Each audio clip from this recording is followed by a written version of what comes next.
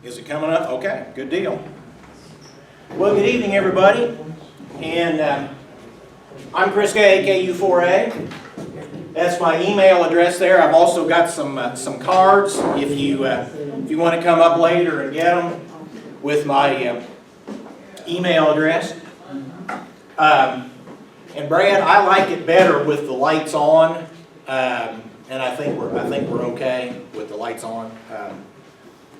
If you're away and can't really read this, don't worry too much about it. I have no charts and graphs. These are just really just notes about what I'm talking about. So we kind of envision this is going to be a two-part series. That's probably the minimum. I mean, it might be a three-part or a four-part series, but the idea is that tonight I will talk about the history and the overview of the Zenith Trans-Oceanic, and then currently scheduled for July, Bill Cotter, who's right there in dead center in the white shirt, is going to talk about the technical details of the tube models, which would include restoration, looking to buy them, just all that kind of stuff. So I will stay away, I'll mostly stay away from technical stuff and let Bill do that in July as it's currently scheduled. My talk today is based upon this book, the Bryant and Combs book. If you go, you can find it on Amazon. If you have any trouble finding it, send me an email and I will help you. I think some of them are a different cover. It's a long read. It takes hours to read this book. It's an outstanding book. And as a matter of fact, if you think that you might be interested in collecting transoceanics, I recommend really going through this before you go out and start committing funds to doing something like that. So my talk is based on what's in that book. Now, for anything from history, a lot of times there's disagreements about, some specific fact. And in the case of Bryant and Combs, they do have footnotes and so forth to say this is where we got the information that we're giving you. So when there's an area of disagreement, they at least tell you, well, this is where we found out what we're telling you. Naval Commander Eugene F. McDonald Jr. was a wealthy, the book calls him a wealthy, well-known jet setter, and when you consider that jets hadn't been invented yet, if you're a jet setter before there were jets, you got to think you really are something. He lived on a 185-foot yacht named the Mitzvah. Get my pointer out here in case I feel like pointing. And he founded the Zenith Company. What he had a number of business interests and businesses that he had started in his younger day, and he happened to he was at a gas station or something one day, and he happened to see some people gathered around something that was making music, and he went and looked at it, and it was a radio. It's the first he'd ever seen. So he decided that he wanted to get into that, and Major Edwin Armstrong owned the patents, and you had to buy rights from Major Armstrong in order to make radios. Well, at that time, Armstrong was not issuing new rights.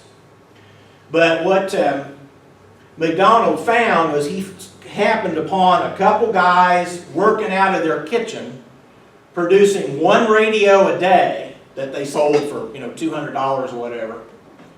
And they had the rights from Armstrong. So he just bought them, and then he had the rights, and that was the beginning of Zenith, and then Zenith just exploded from there.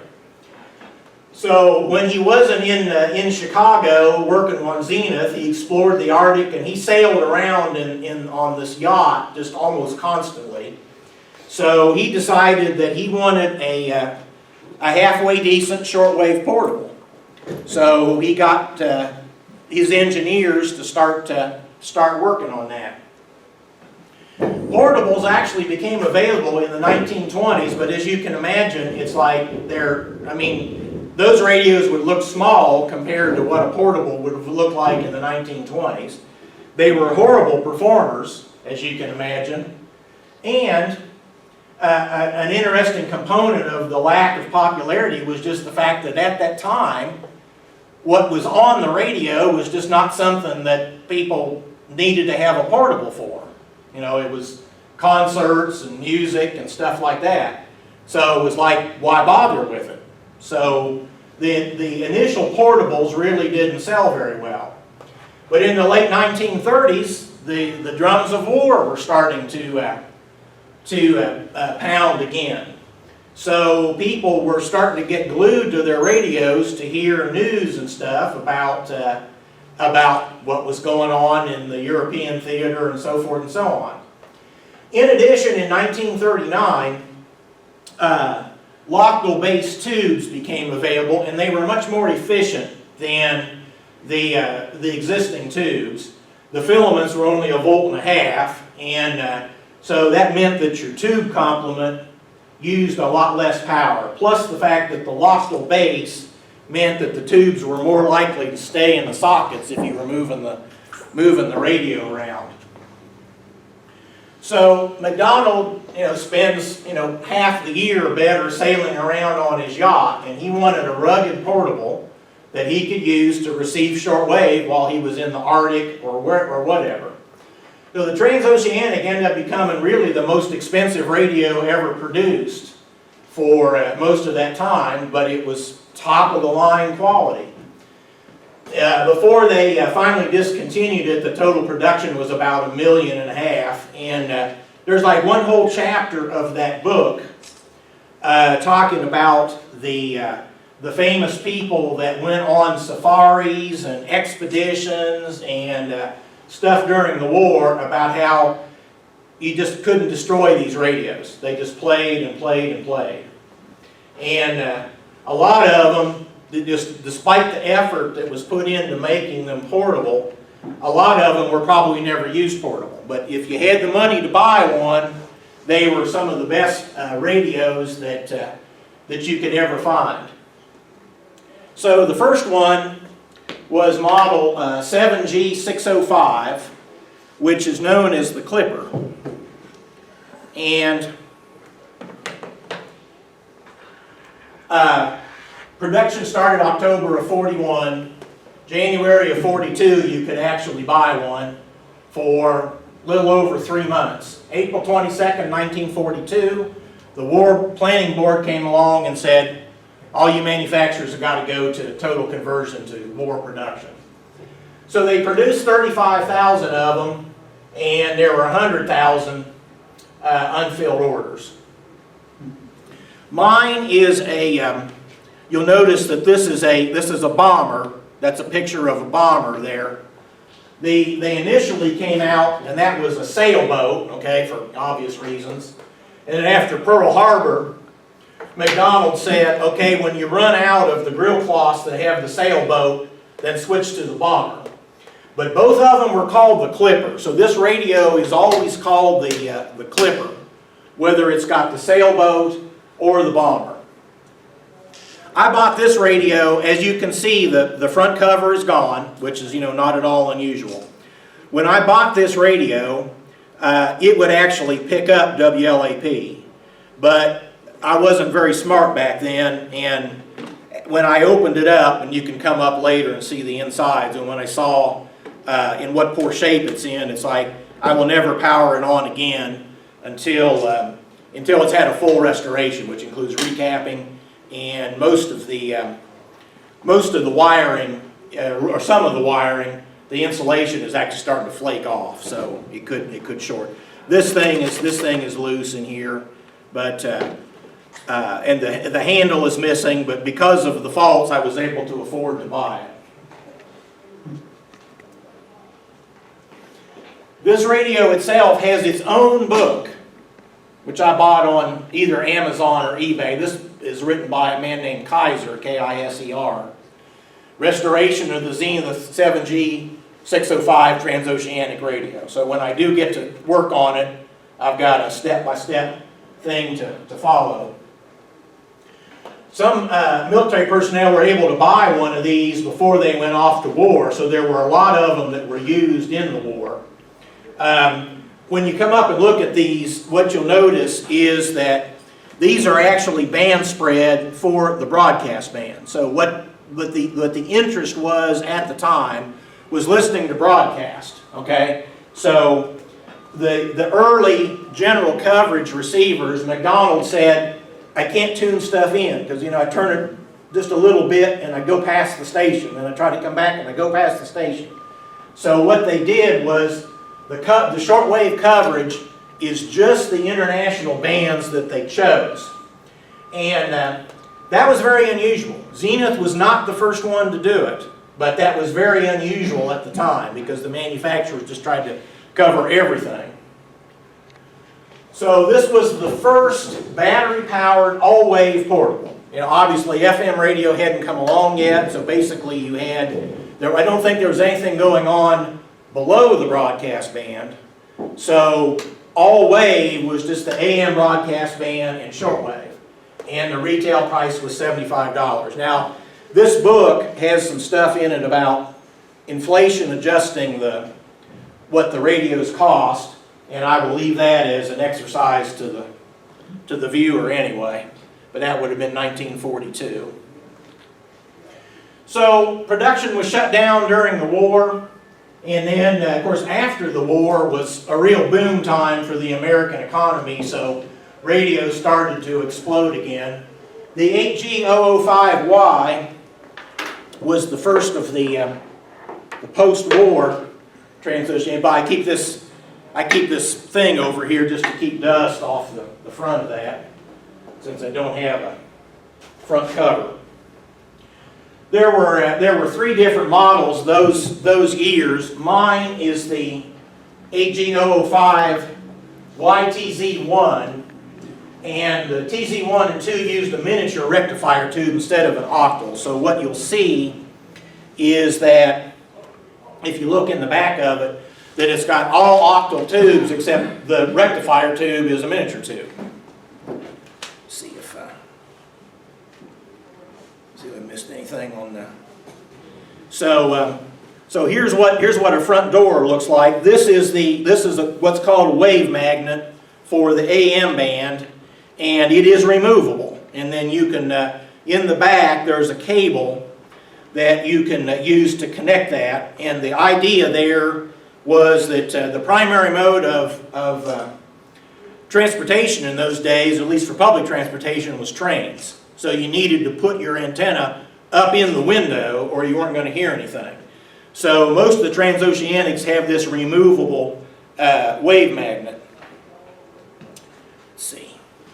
We got a spring, just love that sound, spring whip antenna here for shortwave. And there's also a shortwave wave magnet, which is in the back of this. Keep looking at that. Oh, and then also common with a lot of the Trans-Oceanics is like a door pulls down here, and you've got a log instructions for the radio. You will also have lists of stations on the air. I'm not sure this has all the. We'll see. The ones on the other models are a little bigger, but information here, and then they'll typically have a logbook. Yeah, here's common AM stations in 1946 or whatever, and then some of them also had a logbook. You could log your stations. Let's see what else. Maybe no, that's. Okay, so after the war, a lot of manufacturers just were so anxious to get something out into the market that they basically they hadn't changed the technology. They had a new cabinet, but the circuitry was really pre-war. Well, that's not quite true in the case of this radio. They actually made some improvements. About $120. You'll hear me at times refer to something called a companion radio, which is within the Trans-Oceanic line, they had what they called companion radios, which were AM only, and for people who couldn't afford a Trans-Oceanic. And the companion is the 6G001Y. I didn't bring mine because it's just, it's too many radios to bring, and I've got a 6G001Y Z1, which used a miniature rectifier too. But that's a very, at the time, that was an extremely good AM radio.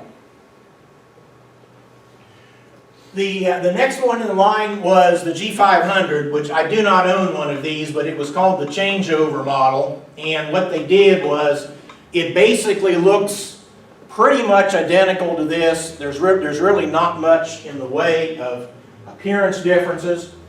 But what they did was improve the circuitry quite a bit. The whole radio was miniature tubes, and then for the rectifier, they actually went to a solid-state rectifier. With a solid state or like a selenium? Or? Yeah, selenium rectifier, yes sir. Really? Mm-hmm. Yeah. And Bill and I can tell you stories about those things going out at inopportune times. Oh, it's the first thing to change. Yeah. You might rather have a skunk in your house than have one of those things go out. But so similar in appearance to that one. There were only 5 tubes rather than 8, which meant lower battery consumption. And the main gain was in the audio section. They had been using 3 tubes. They used a 3V4 to replace those 3 tubes. So you're down to 5 tubes plus the rectifier. And retailed for about $100. The H500 was called the Super Trans-Oceanic.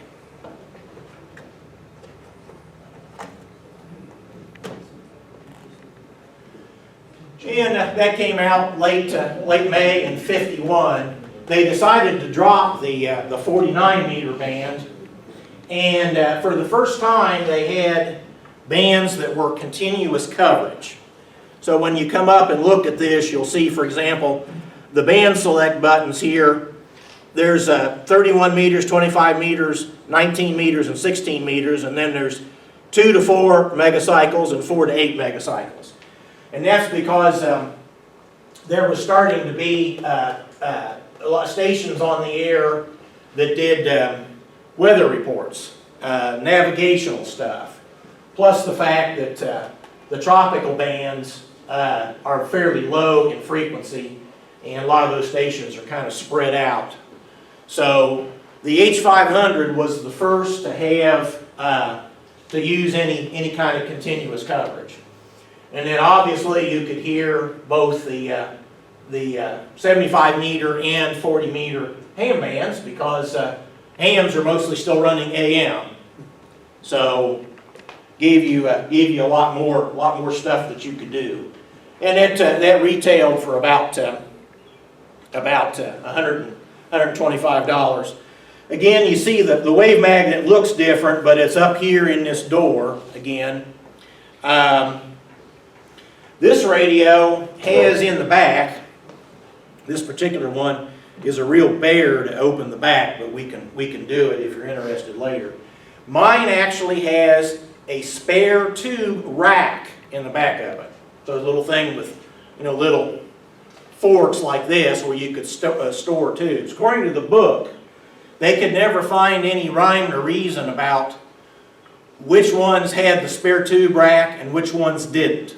It probably wasn't totally random, but they were never able to figure out how they decided which ones were going to have a spare tube rack and which ones weren't. How did the wave magnet attach to the window? Is it suction cups or? Yeah. Mm-hmm. Okay. Yeah.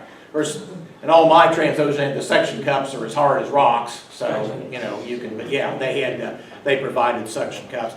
When you come up and we look in the back, there's all kinds of stuff in the back of these. There's room for batteries, shortwave wave magnet, the suction cups, the cables to hook up the wave magnet to the radio. There's all kinds of stuff back in there.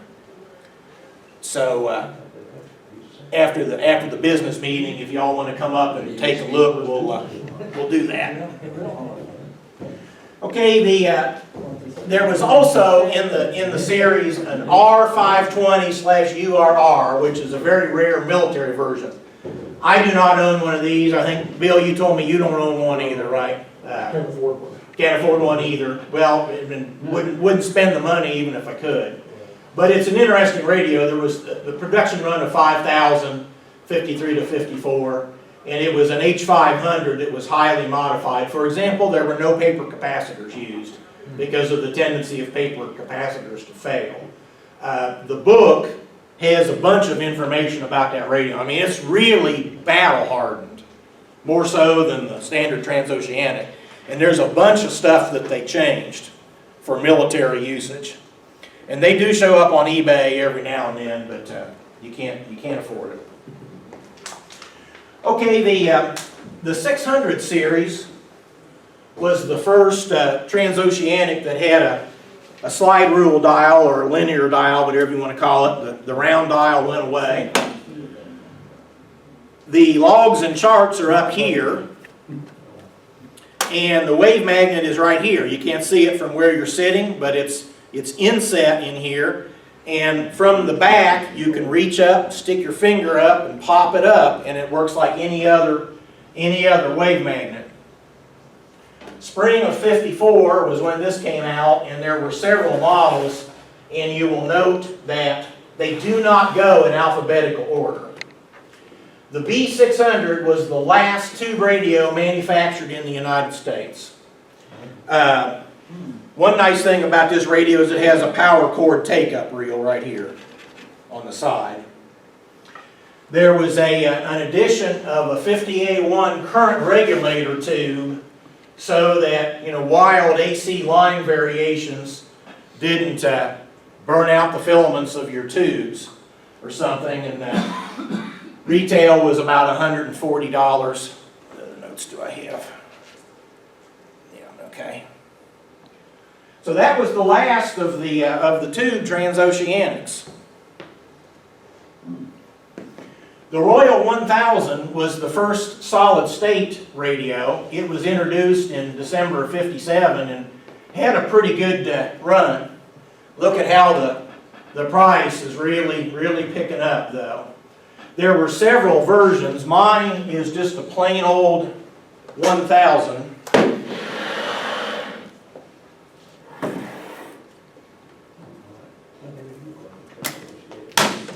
These out of the way so the people over there can see a little bit.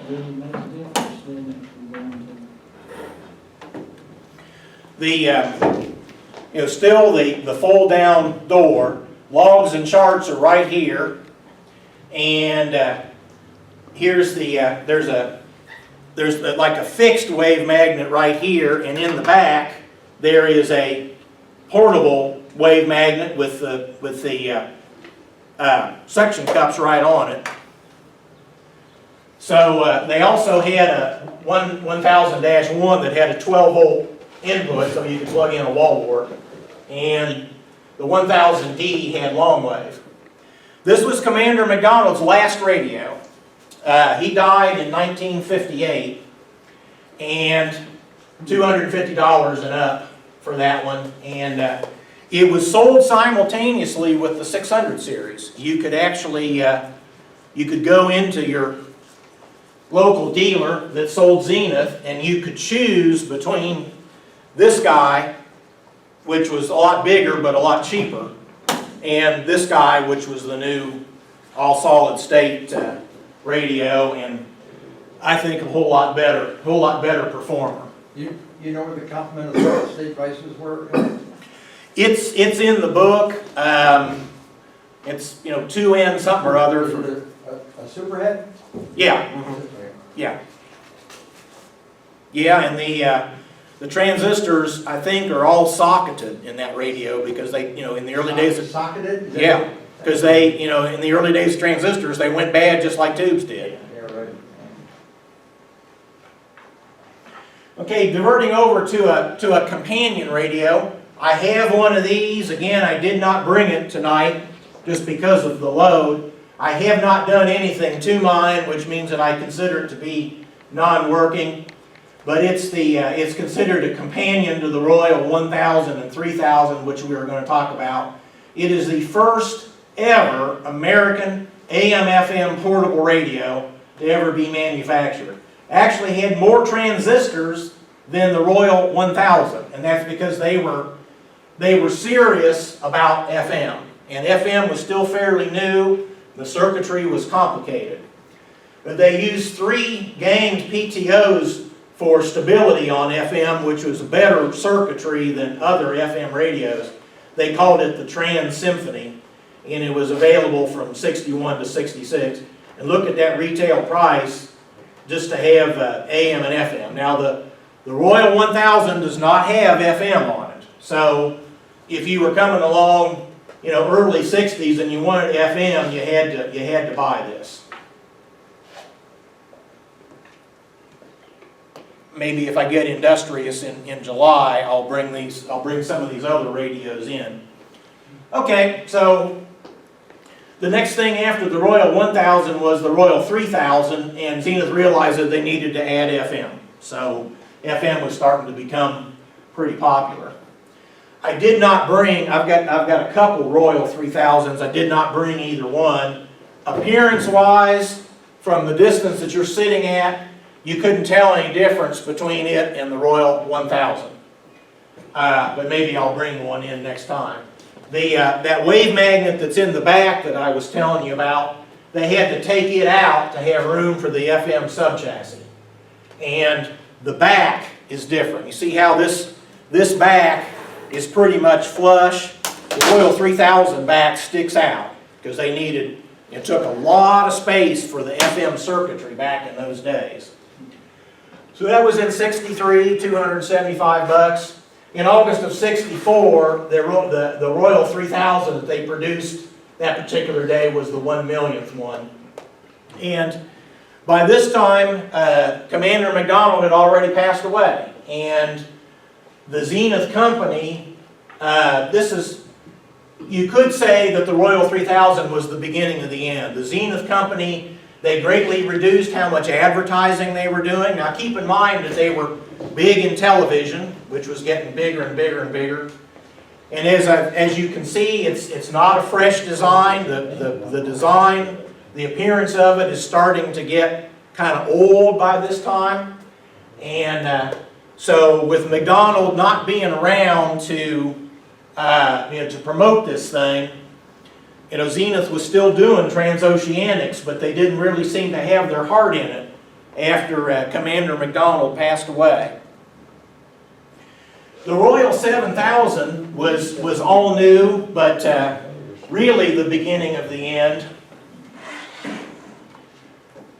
I have to put that handle down. This pops up here. We've got a map with a moving thing so you can do your time zones.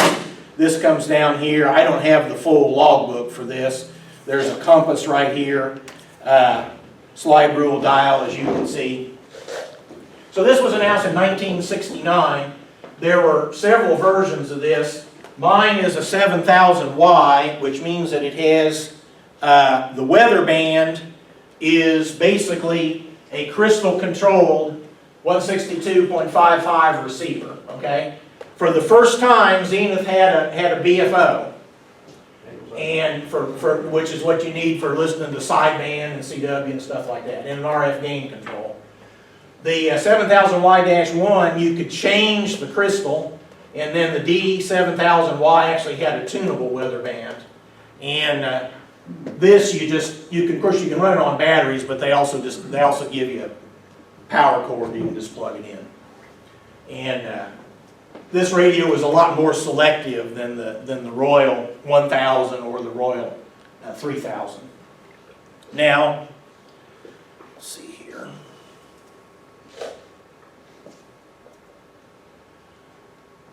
This radio has, the way radios had always been built basically was a very heavy metal chassis and hand soldered point-to-point wiring. Okay, that's the way they did things, okay?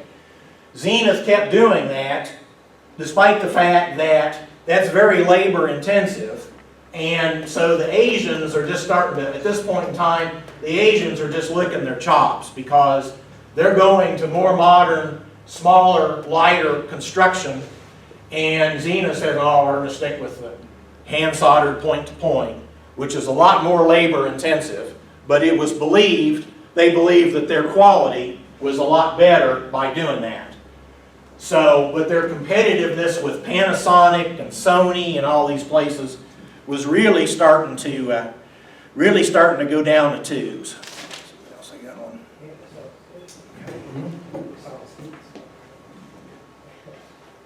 Okay, so the final radio in the series is the R7000. Now notice that that's not the same as Royal. It's an R7000, and that came out in 1979. And they went to integrated circuits and printed circuit boards. And it was, in its first year, it was manufactured in Chicago in the Zenith plant.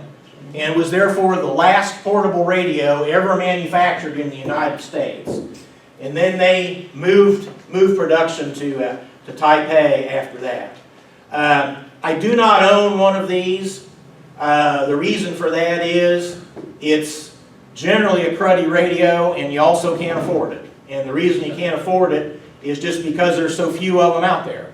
There's so few of them out there because they didn't sell very many of them. They didn't sell very many of them because the Asians, the Panasonic and Sony, had so much better stuff, so much cheaper, that you'd be crazy to buy a Zenith unless you just wanted to buy American made.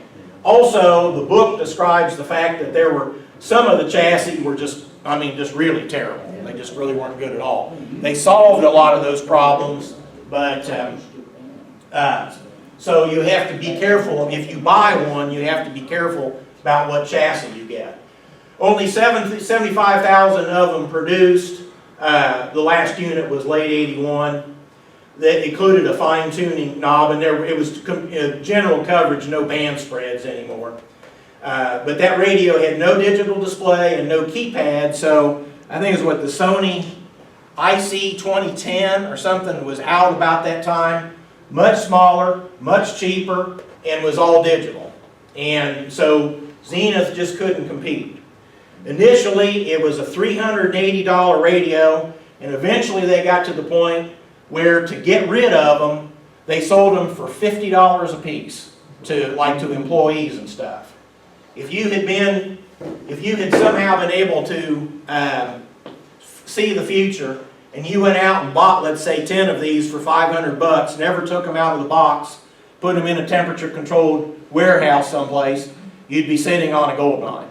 Because when these things trade on eBay, they trade for huge money. And that's not because it's a good radio, it's just because it's very scarce. Okay, yeah, I'm going to, as I say, some of the technical stuff is what Bill is going to cover in July, but I have just a couple more foils here to talk about a few things related to collector stuff and technical stuff, and then we'll let Brad do the business meeting. So there's sort of a barbell of values. Now that statement really assumes that you take the R520 out of the picture, because the R520 is an expensive radio. The 7G605 is an expensive radio because they are scarce, and that was the first in the series, and that was very famous because it was a wartime radio. And then the R7000 are scarce just because they didn't make very many of them. There's a huge market for these radios on eBay, and if you're interested in getting into collecting them, I would suggest that you just watch eBay auctions for a while. Like everything else on eBay, there are people out there with starting bids and reserves that are just asinine, okay? The rest of the models in the series are not that difficult to buy, okay? There's plenty of them out there, but don't start buying and bidding on stuff until you see, to get a feel for what these things trade for. Now the problem that we have nowadays compared with when I built my collection 5 or 6 years ago is that shipping costs have just gone out of sight. So that can be a problem. Now, Bill will sometimes have some radios. You sold most of your surplus the other day, right? So, but you know, you might run into one of these at I've seen them at antique malls around here. You might see them at probably not at a thrift store, but at a flea market or something like that. So they can be around. I did get one at Goodwill for $7.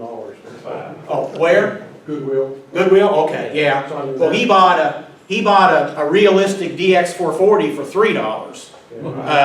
A lot of you know what radio that is. So yeah, so you're good. So Bill will be talking about restoration, and also the book covers that in great detail as well.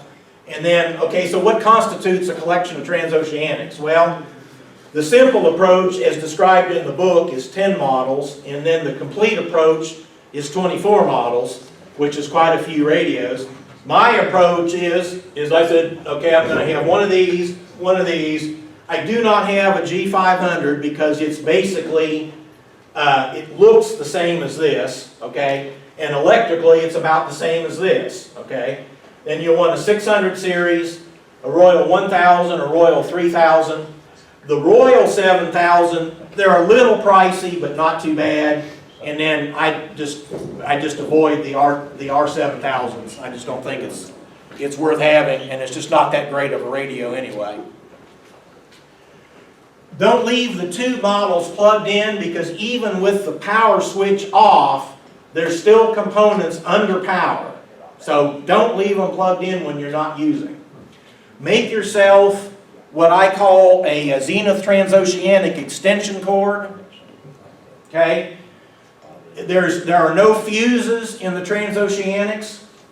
So put you like a 1 amp fuse or circuit breaker and varistors to limit the inrush of current when you power it on.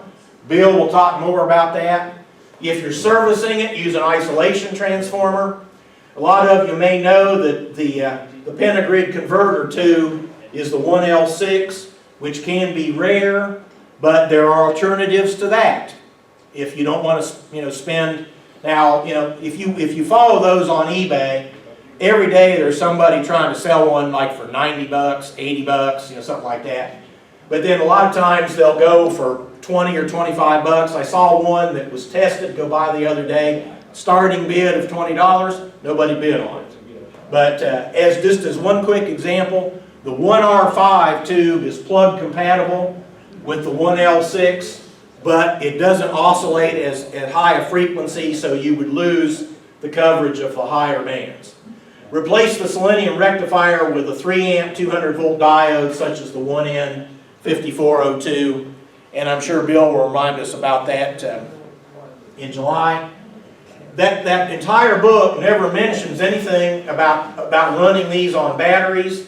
You need a 90 volt battery, and what you can do, and people do this all the time, 10 9-volt batteries in series gives you 90 volts, gives you plenty of current. The current demand is not that great.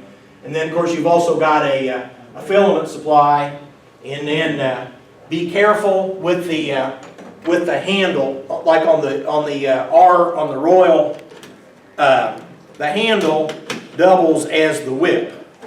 Okay, and they do break if you get too frisky with them. So I carry mine like that, not like that. So that's it. Hope you enjoyed the talk. Bill will be back in July with a whole lot more technical kind of stuff. And Brad, take it away with the business meeting. And after the business meeting, I'll be around here as long as anybody wants to, if anybody wants to come up and look at these. That one does not work. These all work. One of these is not really doing anything on shortwave, and both of these work fine. So probably can't pick up much inside with all these fluorescent lights, but you can look in the backs or whatever you want to do. Thank you all. Thank you.